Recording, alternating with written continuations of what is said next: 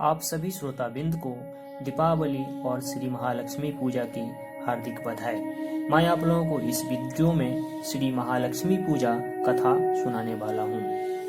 एक समय धर्मराज युधिष्ठिर ने हाथ जोड़कर भगवान श्री कृष्ण से कहा, हे भगवान, कृपा कर आप हमें कोई ऐसा उपाय बताओ जिससे हमारा नष्ट साम्राज्य पुनः प्राप्त हो जाए, साथ ही साथ धन्य धान्य और वैभव भी प्राप्त हो जाए।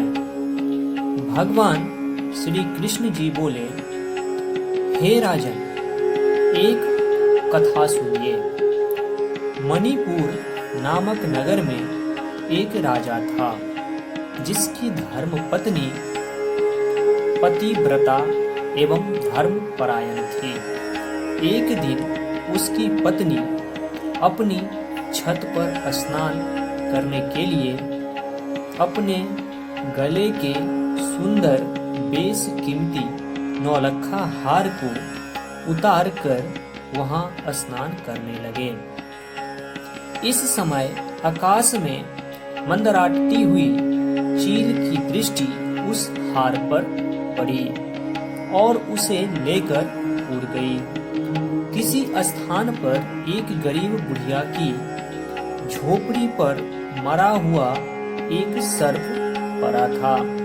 चील की दृष्टि सर्प पर पड़ते ही हार को छप्पर पर छोड़कर सर्प को लेकर चंपत हुई। रानी यह देखकर उदास हो गई, महल में चली गई। थोड़ी देर के बाद राजा के आने पर उसने हार का वृतांत राजा से कहा। राजा ने उसे विश्वास दिलाया कि हार अवश्य मिल जाएगा। यह कहकर राजा अपनी सभा में पहुंच सारे नगर में ढिंढोरा पिटवा दिया कि जो रानी का हार लाकर देगा वह मन चाहा वरदान पाएगा। ढिंढोरा पिट गया। दूसरे दिन एक वृद्ध बुढ़िया हार लेकर राजा के पास पहुंची और राजा को वह हार दे दिया। राजा ने वरदान मांगने के लिए कहा। उसने इनाम में यह वर मांगा कि आज से 8वें दिन महालक्ष्मी पूजन यानी कि दीपावली पूजन है। उसे दिन नगर भर में कोई भी दीपावली या महालक्ष्मी का पूजन ना करे, केवल मैं ही करूंगी। उसके लिए तेल, बत्ती, दीपक आदि सब मेरे घर में भिजवा दे। राजा आश्चर्य में आकर पूछने लगा कि इस इनाम से तुम्हें क्या लाभ हुआ?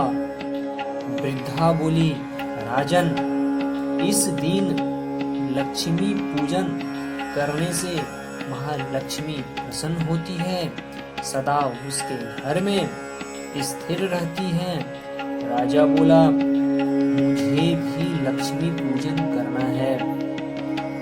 वृद्ध ने कहा कि प्रथम मैं करूंगी, बाद में आप करना। ऐसा करने पर राजा एवं वृद्धा के घर अतुल धन संपत्ति का निवास हो गया।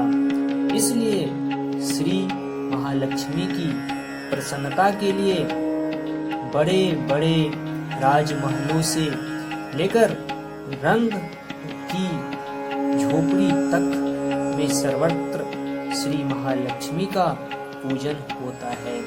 भगवान श्री कृष्ण बोला, हे धर्मराज, श्री महालक्ष्मी के पूजन तथा दीपावली के उत्सव से लक्ष्मी की प्राप्ति होती है। इसलिए राजन, तुम भी करो।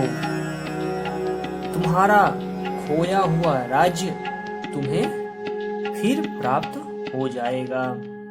तो यही थी महालक्ष्मी पूजा कथा। आप लोगों को कथा सुनने के लिए धन्यवाद।